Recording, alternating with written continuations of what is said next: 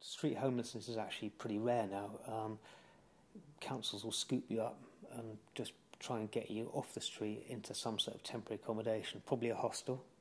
It just doesn't really look good, having people kipping on the floor around the place.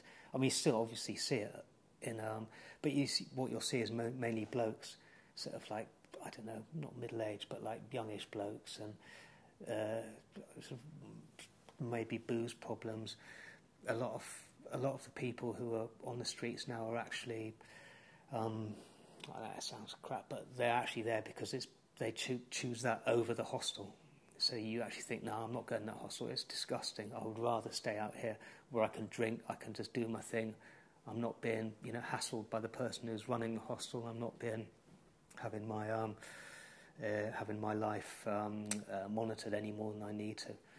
But that's one tranche of people. But the people we're talking about are really the families, or maybe like a lot of single mums with kids tend to find problems with this area, because obviously you can't work if you're looking after your kids, and so you are stuck on benefits, and if those benefits are cut, there's bugger all you can do. You can only just sort of go with the flow, and that flow generally takes you down towards a pretty bad place. The change in face of homelessness is that now that it's all sort of behind closed doors. It's temporary accommodation, it's a hostel, it's a bed and breakfast, it's basically a flat or a room that the council has let or has hired, has paid a private landlord to provide accommodation for homeless people.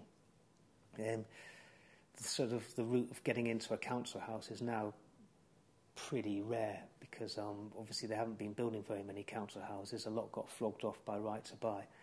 So you've got, there's not enough basically to meet need. So what's happened is that the way around that is you use the private sector.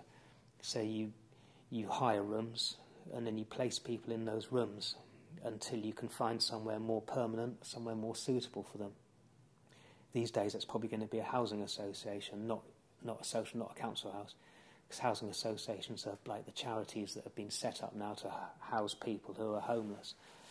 But the problem is temporary accommodation is just crap, basically.